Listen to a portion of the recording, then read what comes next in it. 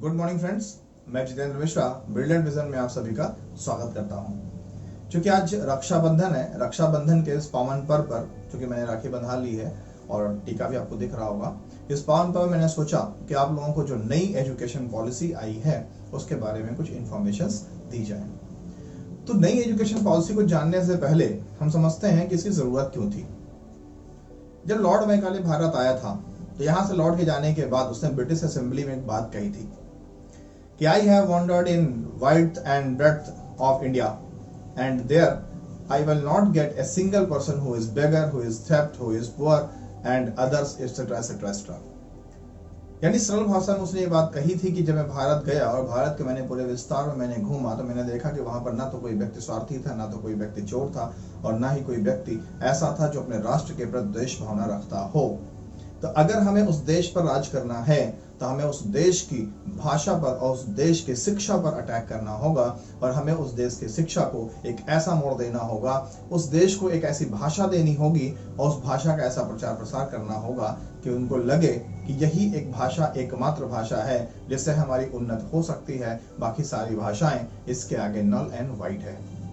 ऐसा सोच करके लॉर्ड मैकाले ने यहाँ पर ब्रिटिश के द्वारा एक शिक्षा पद्धति का निर्माण किया था जिसमें अंग्रेजी को बहुत बढ़ावा दिया गया था, और आज उसी शिक्षा पद्धति को खत्म हुए 34 साल हो गए और आपके परम आदरणीय नरेंद्र मोदी जी के नेतृत्व में आपको एक नई शिक्षा नीति, न्यू एजुकेशन पॉलिसी मिली है, जिसको न्यू एजुकेशन पॉलिसी 2020 के नाम से हम जानते हैं, और जिसके द्वारा आज से ह्यूमन रिसोर्स मिनिस्ट्री यानी मानव संसाधन विकास मंत्रालय इज नोन एज शिक्षा मंत्रालय। कितना बेहतरीन नाम, एजुकेशन मिनिस्ट्री। तो जो नई शिक्षा पद्धति आई है इसमें क्या बदलाव हुए हैं, ऐसे कौन सी चेंजेस है जो हमारी जिंदगी को प्रभावित करेंगे, या ऐसे कौन कौन से नई पॉलिसीज आई हैं जो हमें हमारी जिंदगी में आगे बढ़ने में मदद करेंगे, इन्हीं को हम जानते हैं। तो शुरू करते हैं इस वीडियो को, सीधी बात, नो बकवास।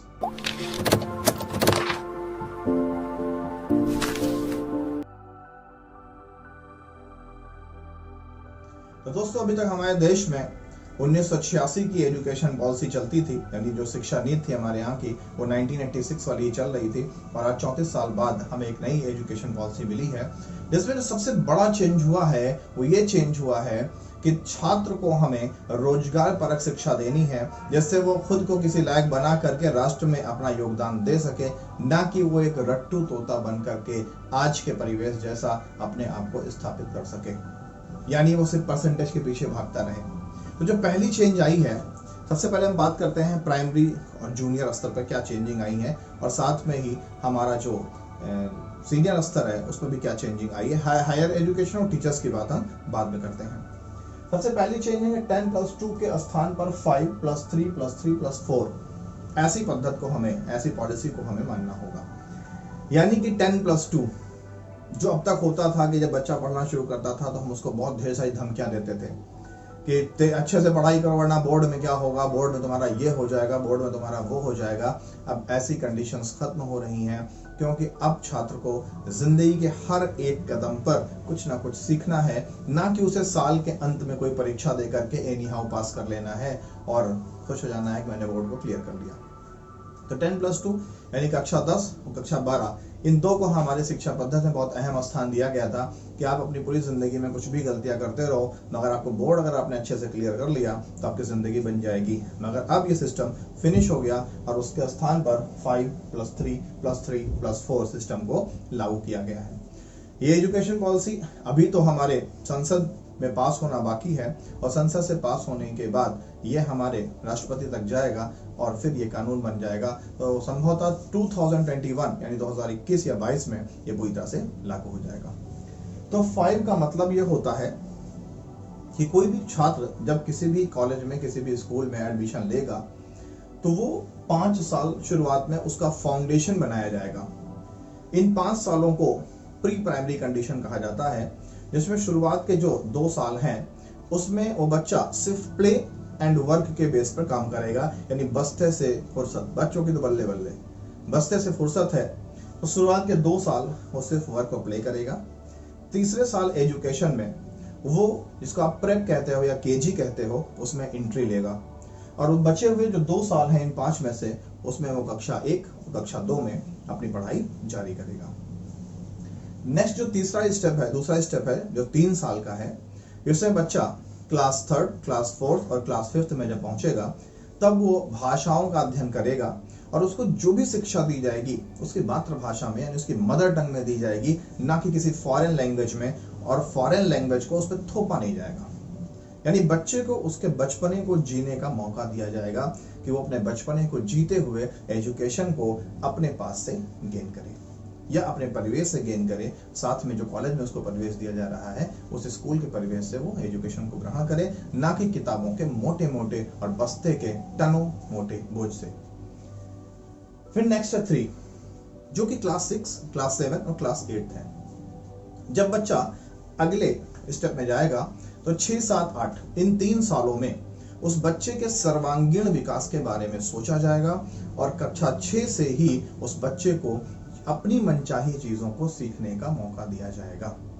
जैसे बच्चा अगर वो राजगिरी सीखना चाहता है तो उसको राजगिरी सिखाई जाएगी स्कूल में, अगर वो टेलरिंग सीखना चाहता है तो उसको टेलर बनाया जाएगा, क्रिकेट सीखना चाहता है क्रिकेटर बनाया जाएगा, अगर वो कंप्यूटर सीखना चाहता है तो उसे कंप्यूटर एक्सपर्ट बनाया जाएगा। जैसे कि आज दुनिया में सबसे ज़्यादा डिमांड है इंफॉर्मेशन टेक्नोलॉजी की, सेम उसी ढंग से हमारे बच्चे भी पढ़ाए जाएंगे। इसको अभी आगे हम डिटेल्स में और समझते हैं। लास्ट है 4th, जो ये 4 साल का समय है, ये class 9th, class 10th, class 11th और क्लास 12th, जिसको हम सेकेंडरी लेवल भी कह सकते हैं, उसको दिया गया है। इसमें होगा क्या कि बच्चा इन 4 सालों में वार्षिक परीक्षा नहीं देगा, बच्चा सेमेस्टर वाइज परीक्षा देगा। अब वार्षिक परीक्षा देने में और सेमेस्टर परीक्षा देने में क्या फर्क है उसको हम समझते हैं।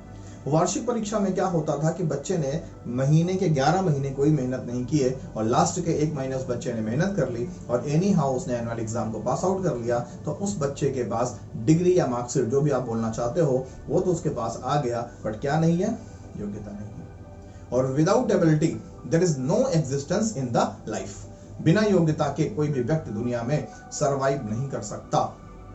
अगर अवसरवादी बन करके कहीं से अवसर भी उसको मिल गया तो वो इस दुनिया की जो कंपटीशन वाली फीलिंग है इस फील्ड में अपने आप को सेट नहीं कर पाएगा।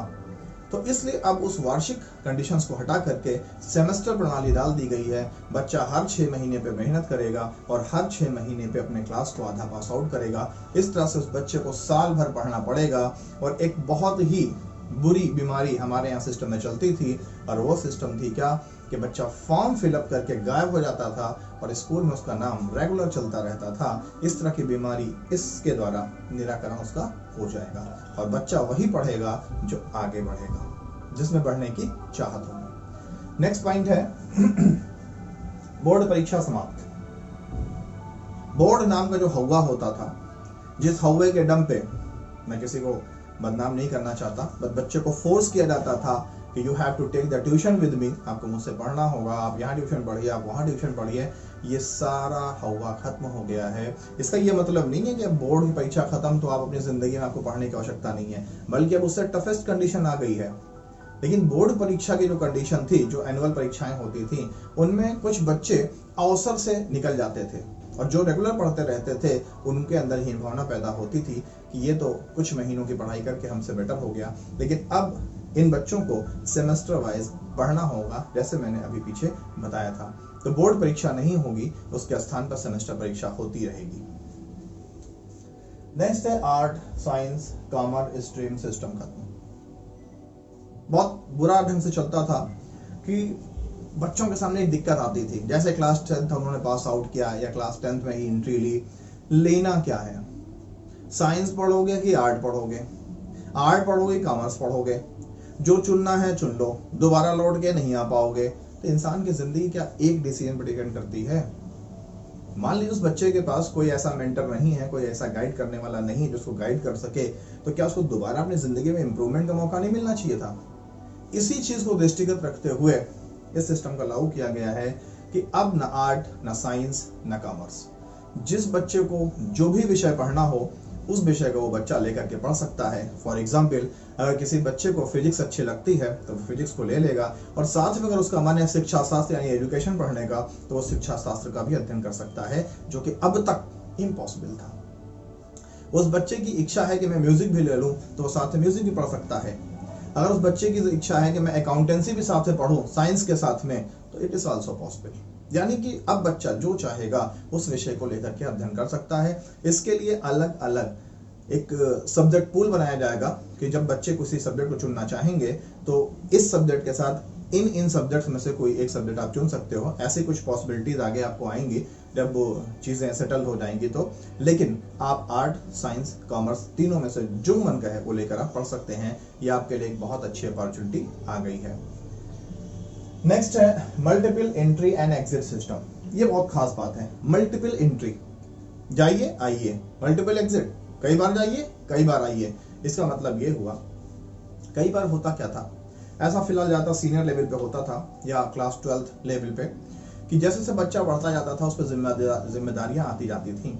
और कभी कभी कुछ ऐसे दुर्भाग्यशाली बच्चे थे जिनको अपनी पढ़ाई बीच में ब्रेक करनी पड़ती थी। जैसे क्लास 11th के बच्चे ने 11th कंप्लीट करने के बाद अपनी पढ़ाई को ब्रेक कर दिया और अब वो नेक्स्ट टाइम 12th करने के लिए एक लंबी गैपिंग के बाद आता था और उसको 12th करने के बजाय क्लास 11th के लिए प्रेफर किया जाता था। अब ये सिस्टम खत्म हो चुका है। वो बच्चा जहां से अपनी पढ़ाई को ड्रॉप करेगा, जब भी लौट के आएगा वहीं से उस पढ़ाई को अडॉप्ट कर लेगा। यानी उसकी जो पीछे की गई मेहनत है उसकी मेहनत व्यर्थ नहीं जाएगी। इस बात को बहुत क्लियरली अभी मैं आपको सीनियर लेवल्स में यानी कि अंडर ग्रेजुएशन के लिए समझाऊंगा। नेक्स्ट है breakfast with mid day meal at primary to junior. अभी तक आप सुनते थे कि जो जूनियर कंडीशन और प्राइमरी के विद्यालय थे वहां पर बच्चों को दोपहर में खाना दिया जाता था। अब इन बच्चों को खाने के साथ ही नाश्ता दिया जाएगा, क्योंकि कहा जाता है कि healthy mind lives in a healthy body, यानी एक स्वस्थ शरीर में एक स्वस्थ मस्तिष्क का निवास होता है। तो इसी धारणा पर चलते हुए गवर्नमेंट ने ये व्यवस्था की है कि अब जो भी बच्चे स्कूल आएंगे जूनियर तक उनको नाश्ता भी स्कूल में ही प्रोवाइड किया जाएगा। अब इसका क्या इफेक्ट होता है, बैड इफेक्ट होता है या पॉजिटिव इफेक्ट होता है, ये मुझसे बेहतर आप जानते हैं, या जो भी होगा हमारे सामने आएगा। बट अभी तो प्रथम दृष्टया prima facie it is a good. Next, English not compulsory as a language, only as a subject. अब तक क्या था कि बच्चों पर अंग्रेजी थोप दी जाती थी, बेटा अगर इंग्लिश नहीं सीखोगे जिंदगी तबाह हो जाएगी, जिंदगी ये हो जाएगी। जी अब ऐसा नहीं है, क्योंकि जब लॉर्ड मैकाले भारत आया था तो उसने इसी विदेशी शिक्षा को, इसी विदेशी भाषा को भारतीयों के ऊपर थोपने की कोशिश की थी और उसका ऐसा प्रचार प्रसार किया गया कि अगर अंग्रेजी नहीं तो कुछ नहीं। लेकिन अब इस नई एजुकेशन पॉलिसी में English is only as a subject just like other subjects. अंग्रेजी सिर्फ विषय मात्र रहकर रह गई है। अगर आपकी मर्जी हो तो आप इंग्लिश लीजिए, आपकी मर्जी नहीं है तो आप प्राइमरी से लेकर के सीनियर लेवल तक हिंदी में या और भी जिन भाषाओं में आपको स्टडी करनी है आप कर सकते हो और अपने भविष्य का निर्माण कर सकते हो। इंग्लिश नाम के हौवे से आपको बचत मिल गई। It is only a subject, not compulsory. Next, मातृभाषा में प्राथमिक शिक्षा। छोटे बच्चे जो होते हैं, बच्चे 6 घंटा स्कूल में रहते हैं और 18 घंटे घर पर रहते हैं। तो बच्चों पर जो ज्यादा असर होता है उनकी मातृभाषा का होता है। जो भाषा उनके घर में बोली जाती है, उनके मोहल्ले में बोली जाती है, उनके दोस्त बोलते हैं, उन भाषाओं का असर इन बच्चों पर ज्यादा होता है। और ये बच्चे इन्हीं भाषाओं में बहुत तेजी से ज्ञान का अर्जन करते हैं, बहुत तेजी से लर्निंग करते हैं, सीखते हैं। इसी बात को दृष्टिगत रखते हुए अब बच्चों को प्राइमरी स्तर पर उनकी मातृभाषा जो भी है उसी भाषा में उनको शिक्षा प्रोवाइड कराई जाएगी, ना कि किसी फॉरेन लैंग्वेज यानी विदेशी भाषा में। नेक्स्ट, क्लास 6 से इंटर्नशिप का मौका। जैसे ही बच्चा क्लास 6 में पहुंचेगा, उस बच्चे ने अगर अपने भविष्य के लिए कोई भी निर्णय ले लिया है कि मुझे भविष्य में जाकर के ये बनना है, तो बच्चा उस क्षेत्र से संबंधित इंटर्नशिप भी कर सकता है और ये इंटर्नशिप उसकी पढ़ाई में काउंट किया जाएगा। एग्जाम्पल, मान लेते हैं कोई बच्चा चाहता है कि मैं बड़ा होकर के एक बहुत ही बेहतरीन राजगीर बनूं, जिसको आप इंग्लिश में आर्किटेक्ट कह सकते हो। तो ऐसी दशा में बच्चा अपनी पढ़ाई जारी करते साथ में स्कूल टाइम में ही वो बच्चा किसी भी राजगीर के साथ जा करके अपनी उस प्रैक्टिकल ज्ञान को प्राप्त कर सकता है और उसका ये ज्ञान यानी ये इंटर्नशिप उसकी एकेडमिक रिकॉर्ड में जोड़ा जाएगा। यानी कि बच्चा स्कूल के बाहर भी रह करके अपने भविष्य का निर्माण करने के लिए स्वतंत्र है और ऐसी छूट आपको क्लास 6 से मिल जाएगी। अगर कोई बच्चा या कोई बालिका ब्यूटिशियन बनना चाहती है तो वो ब्यूटिशियन की पढ़ाई अपने कॉलेज में क्लास में करती रहेगी, साथ में वो किसी भी ब्यूटी पार्लर में इस काम को सीख सकती है और ये उसके एकेडमिक सेशन में, एकेडमिक रिकॉर्ड में जोड़ा जाएगा। कोई बच्चा कंप्यूटर सीखना चाहता है, अगर उसे स्कूल के बाहर उस चीज को सीखना पड़ रहा है तो ये काम स्कूल के बाहर भी कर सकता है और वो उसके एकेडमिक रिकॉर्ड में जोड़ा जाएगा, जो कि आज से पहले पॉसिबल नहीं था। हमें जो भी करना था सब स्कूल के अंदर उसी चार दीवारी में बंद हो करना था, चाहे वहां पॉसिबिलिटीज हो चाहे ना हो। नेक्स्ट, क्लास 6 से कंप्यूटर कोडिंग। इस समय दुनिया एक डिजिटल युद्ध लड़ रही है। अगर आप अपने पड़ोसी देश को देखो, और देश चूंकि नाम लेने लायक नहीं है, दोनों देश नाम लेने लायक नहीं है, लेकिन एक जो बड़ा नालायक है एक छोटा नालायक है, दोनों नालायकों की बात कर रहा हूं। तो उन दोनों देशों से निपटने के लिए हमें भी अपने आप को डिजिटली बहुत मजबूत करना होगा। और अभी तक हमारे देश में एक कंडीशन है कि बहुत से ऐसे लोग हैं जो अपने आप को आधार कार्ड से नहीं जोड़ पाए हैं, वो आधार और अपने मोबाइल की OTP कनेक्ट करने में परेशान हैं, तो डिजिटल सपोर्ट क्या देंगे अपनी कंट्री को। तो इसी प्रॉब्लम को सॉल्व करने के लिए अब क्लास 6 से ही कंप्यूटर कोडिंग को बढ़ावा दिया जाएगा कि हमारे बच्चे बड़े होने तक कंप्यूटर के एक्सपर्ट्स बन जाएं और जिससे अपने देश को एक बहुत ही बेहतरीन संचार क्रांति के जनक मिलते रहें। फी कैपिंग फैसिलिटी, बहुत ही बेहतरीन चीज। फी कैपिंग, अब तक क्या होता था कि जब RTE राइट टू एजुकेशन आया तो जो बहुत अच्छे अच्छे विद्यालय थे, जिनको अब आप अगर कहना चाहो अपने मुंह से तो आप प्राइवेट कह सकते हो, तो जो भी इस तरह के विद्यालय थे उनमें कुछ सीटें फिक्स कर दी गई थी कि इतने बच्चों को आपको अपने यहाँ दाखिला देना होगा, मगर वो चीज़ें सिर्फ कागजी रह गई थी, प्रैक्टिकल भूमि पर उसका कोई अस्तित्व नहीं था। उसी चीज़ को कंट्रोल में लाने के लिए अब स्कूलों की फीस पर कैपिंग लगा दी जाएगी। कोई भी विद्यालय उससे ज्यादा फीस वसूल नहीं सकेगा, जिससे कमजोर से कमजोर प्रतिभाशाली छात्रों को उन टॉप कॉलेजेस में, उन टॉप स्कूलों में पढ़ने का मौका मिल सके। तो इसलिए अब जो अभिभावकों की जेब काटी जाती थी उस पर भी गवर्नमेंट और ये नई एजुकेशन पॉलिसी लगाम लगाएगी, जो कि हम अभिभावकों के लिए बहुत ही सुकून का पल है। नेक्स्ट पॉइंट है 360 डिग्री इवैल्यूएशन। ये बहुत ही बेहतरीन चीज है। मैंने अभी तक YouTube पे कई वीडियोस देखे थे, उनमें किसी ने भी 360 डिग्री इवैल्यूएशन और इन पॉइंट्स को जिक्र नहीं किया था। आप समझ लीजिए, 360 डिग्री इवैल्यूएशन का ये मतलब होता था कि अभी तक बच्चों का जो मूल्यांकन होता था वो एक मार्कशीट पे होता था, जिसमें कुछ अंक उनको दे दिए जाते थे उनके एकेडमिक परफॉर्मेंस के आधार पर। लेकिन अब कोई बच्चा टॉपर भी तब बनेगा जब उसका 360 डिग्री का मूल्यांकन होगा, यानी उसका एकेडमिक रिकॉर्ड, उसकी कल्चरल एक्टिविटी, उसकी मेंटल एक्टिविटी, क्लासरूम में उसका बिहेवियर, टीचर के साथ बिहेवियर, इन सब बेसों पर उस बच्चे का मूल्यांकन किया जाएगा। कुछ अंक वो बच्चा स्वयं खुद देगा अपने आप को, जिसको बोलते हैं सेल्फ इवैल्यूएशन यानी स्व मूल्यांकन।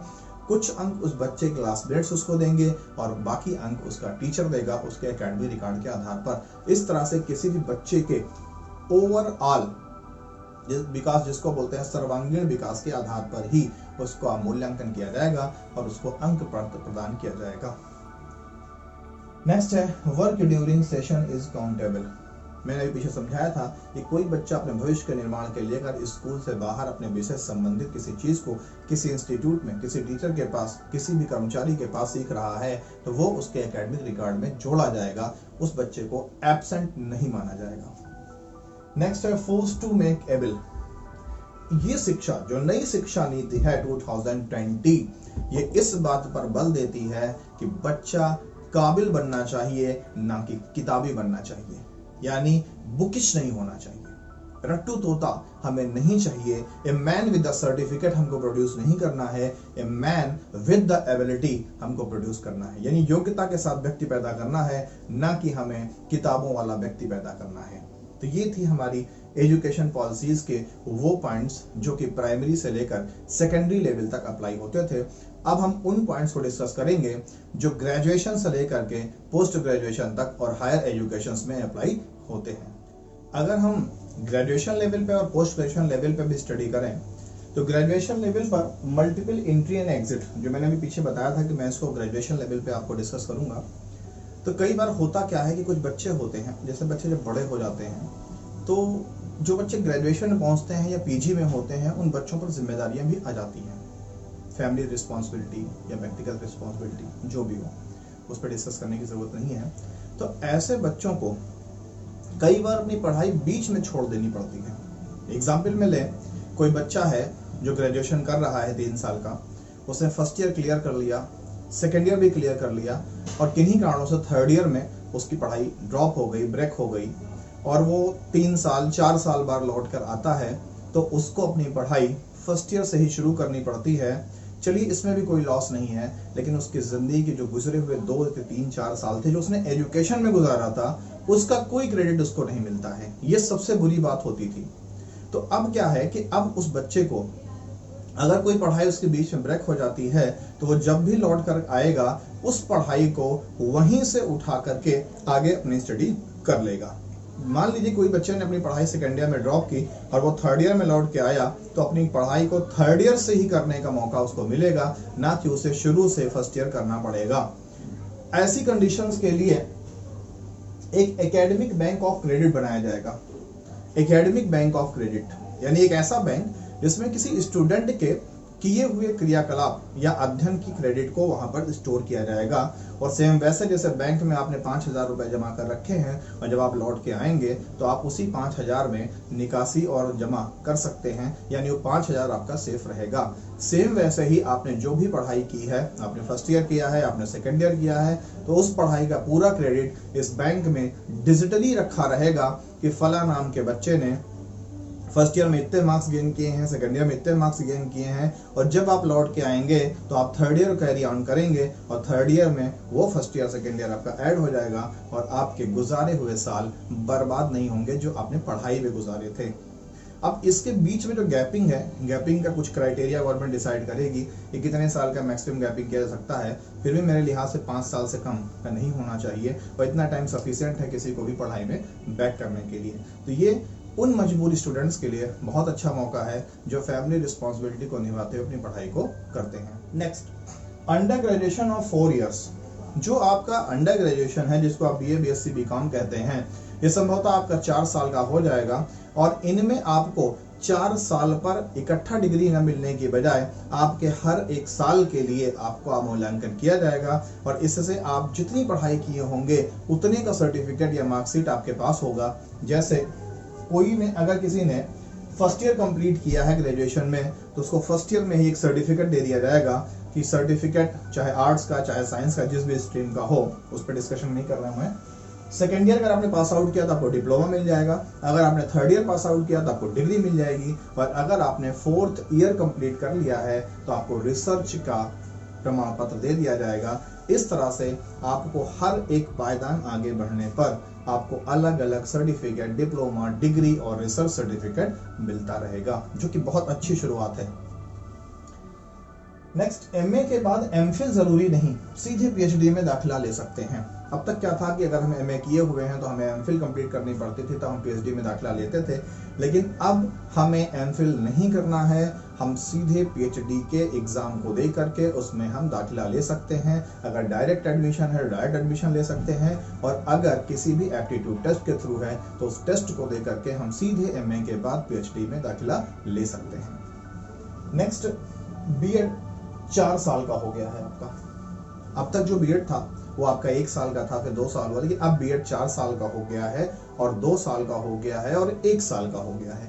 तो आपके मन में ये बात आ रही होगी कि सर एक ही बीएड 3 तरह कैसे, 4 साल, 2 साल, 1 साल? तो जी, अगर आपने क्लास 12th के बाद बीएड करने के बारे में आपने सोचा है तो आप क्लास 12th के बाद सीधे बीएड कर सकते हैं, जो कि 4 साल का होगा। लेकिन अगर आपने ग्रेजुएशन करने के बाद बीएड करने के बारे में सोचा है तो 2 साल का बीएड आपको करना पड़ेगा। तो अगर आपने पीजी कर रखा है और पीजी करने के बाद आप बीएड करना चाहते हैं तो आपको 1 साल का बीएड करना पड़ेगा और आप एजुकेशन के बैचलर हो जाएंगे। Next, DElEd finished. इस बात को बताते हुए मुझे बहुत अफसोस हो रहा है, दर्द हो रहा है, लेकिन ये सच है कि अब डीएलएड फिनिश हो जाएगा, यानी डिप्लोमा इन एलिमेंट्री ये फिनिश हो जाएगा और अब उसकी जगह पर बीएड अपना स्थान ले लेगा, जो कि 4 साल, 2 साल और 1 साल का मैंने अभी पीछे समझाया है। नेक्स्ट है TET up to secondary level. अब तक जो टीईटी था प्राइमरी लेवल पे होता था और जूनियर लेवल पे होता था, लेकिन अब आने वाले समय में कंपटीशन टफ होने वाला है और आपको टीचर बनने के लिए सेकेंडरी लेवल तक आपको टीईटी क्वालिफाई करना होगा, जिसके लिए गवर्नमेंट बॉडीज अपनी तैयारियां कर रही हैं। नेक्स्ट है कैट द्वारा एडमिशन इन यूनिवर्सिटी। अब तक क्या होता था कि किन्हीं कारणों से किसी बच्चे का एकेडमिक रिकॉर्ड्स मेंटेन नहीं हो पाता था, उसको अच्छे मार्क्स नहीं मिल पाते थे, तो जब उसे कहीं दाखिला लेना होता मेरिट के बेस पर, तो वहां दाखिला नहीं पा पाता था। लेकिन अब ऐसी प्रॉब्लम से निजात मिल जाएगी। अगर आप में योग्यता है और आपके पास एकेडमिक रिकॉर्ड बहुत अच्छे नहीं है, तो आप उस कॉलेज में दाखिला लेने के लिए कैट यानी कॉमन एप्टीट्यूड टेस्ट को दे करके उसमें जो अंक प्राप्त करेंगे वो अंक आपके एकेडमिक रिकॉर्ड में जोड़ दिए जाएंगे और आप उसके बेस पर उस यूनिवर्सिटी में या उस कॉलेज में दाखिला ले पाएंगे उन बच्चों के तुलना में जिनके पास एक बेहतरीन एकेडमिक रिकॉर्ड है। तो ये इस बात पर बनाया गया है कि हर बच्चे को हर कदम पर अपने जिंदगी में इंप्रूवमेंट का मौका मिलना चाहिए। ऐसा ना हो कि एक बार एकेडमिक रिकॉर्ड नहीं बन पाया तो दोबारा आप जिंदगी में मौका पाने लायक नहीं है। तो ये बहुत अच्छी शुरुआत है। नेक्स्ट पॉइंट है आईआईटी में भी आर्ट्स ह्यूमैनिटीज की study. IIT Indian institute of technology, जो कि परिचय का मोहताज नहीं है, यहाँ पर हमारे देश के top scientist, top technician, top expert तैयार होते हैं।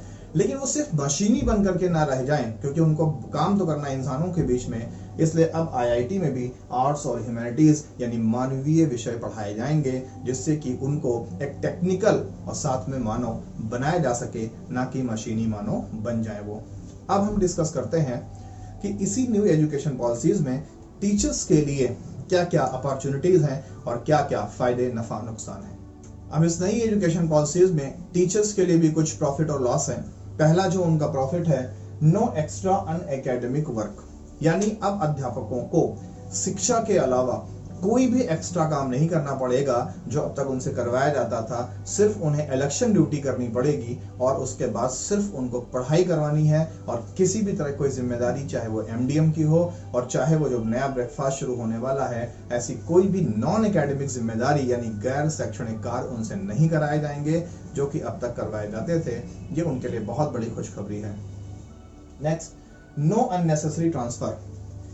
जब भी हम कभी भी किसी चीज पे किसी भी क्या कहना नहीं मानते थे, इशारा मेरा आप समझ रहे होंगे, तो मेरा उठा करके ट्रांसफर कर दिया जाता था। लेकिन अब ट्रांसफर नीति फिनिश हो जाएगी। ट्रांसफर सिर्फ बहुत ही विशेष कारणों से या आपका प्रमोशन होने पर ही ट्रांसफर होगा। अदरवाइज किसी भी अध्यापक का कभी कोई ट्रांसफर नहीं किया जाएगा। वो जिस विद्यालय में जैसे था वैसे ही उसका यथास्थिति बनी रहेगी। अगर वो खुद स्वेच्छा से चाहता है या कोई भी विषम परिस्थितियां हैं, तब ट्रांसफर के बारे में सोचा जा सकता है। अदरवाइज आपका सिर्फ एक काम है, पढ़ाइए पढ़ाइए और सिर्फ पढ़ाइए, क्योंकि आप एक समाज सेवी कार्य में हैं, ना कि आप किसी प्रॉफिटेबल जॉब में हैं। इसका ऐसा है। Next, interview in recruitment exam.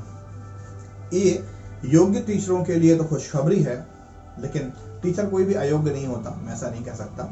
But जो भी अपने आप में अच्छे अध्यापक हैं, ऐसा कह लीजिए, उनके लिए खुशखबरी है कि अब जो भी रिक्रूटमेंट्स होंगे, उन रिक्रूटमेंट्स में आपको इंटरव्यू भी देना पड़ेगा। लेकिन शायद, मैं क्लियर नहीं हूँ बहुत, प्राइमरी लेवल पर इंटरव्यू नहीं है। जूनियर से लेकर के आपके टीजीटी और पीजीटी तक इंटरव्यू कंफर्म है। तो इंटरव्यू का सामना आपको करना पड़ेगा। साथ ही आपको डेमो क्लास भी देना पड़ेगा। जब भी आप सिलेक्शन के लिए जाएंगे तो इंटरव्यू के साथ साथ आपको क्लास, वर्चुअल क्लास जिसको बोलते हैं, वो लेकर के आपको दिखाना होगा, तभी आपका रिक्रूटमेंट होगा। नेक्स्ट, ओनली इलेक्शन ड्यूटी, यानी मैंने आपको पीछे बताया था कि सिर्फ आपको इलेक्शन ड्यूटी करनी होगी नॉन एकेडमिक ड्यूटी के नाम पर, यानी गैर शैक्षणिक कार्य के नाम पर। बाकी आपको किसी तरह की कोई ड्यूटी नहीं करनी है पढ़ाने के सिवा। लास्ट है इंटरनल एग्जाम इन सर्विस। अभी आपने पिछले दिनों पेपर में खूब देखा होगा कि बहुत ढेर सारे फर्जी शिक्षक पाए गए जो कि गड़बड़ घोटाले के द्वारा अपने आप को नियुक्ति किसी तरह से कर ले गए थे। तो ऐसे शिक्षकों को बीच में ही पकड़ा जा सके, ऐसी कंडीशन को बचने के लिए इन शिक्षकों के लिए बीच बीच में, यानी इनकी नियुक्ति होने के बाद भी हर 18 महीने पर, शब्दों पे ध्यान दीजिएगा, हर 18 महीने पर एक इंटरनल एग्जाम होता रहेगा और उस एग्जाम को आपको क्वालिफाई करना होगा। तो जो भी ऐसे जुगाड़ से आए हुए टीचर होंगे वो इस एग्जाम में फिल्टर हो जाएंगे और उनको बीच में ही पकड़ लिया जाएगा। जो योग्य होंगे वो जीवित रहेंगे। ऐसा डार्विन ने कहा था, सर्वाइवल ऑफ द फिटेस्ट। तो अब डार्विन की थ्योरी यहाँ पर 100% लागू होने वाली है कि फिट जो होगा वही सर्वाइव करेगा। तो ये थी आपकी न्यू एजुकेशन पॉलिसी 2020। तो ये 2020 शायद 2021 या 22 में लागू हो जाएगी। मैंने इसमें आपको पूरी बारीक से जानकारी देने की पूरी कोशिश की है, फिर भी आपकी निगाह में कहीं कोई कमी रह गई होगी तो उससे दिल से मैं आपसे माफी मांगता हूँ, मुझे क्षमा कीजिएगा। और मैं अगर कोई कमी रह गई है तो उसको नेक्स्ट वीडियो में आपको कंप्लीट करके दूंगा। अगर कोई कमी नहीं है मेरे लिहाज से, this is the last video. देखते रहिए ब्रिलियंट विजन को और मिलते हैं किसी नेक्स्ट कंटेंट के साथ। ऐसे ही मुझे अपना सपोर्ट देते रहिएगा। Thank you.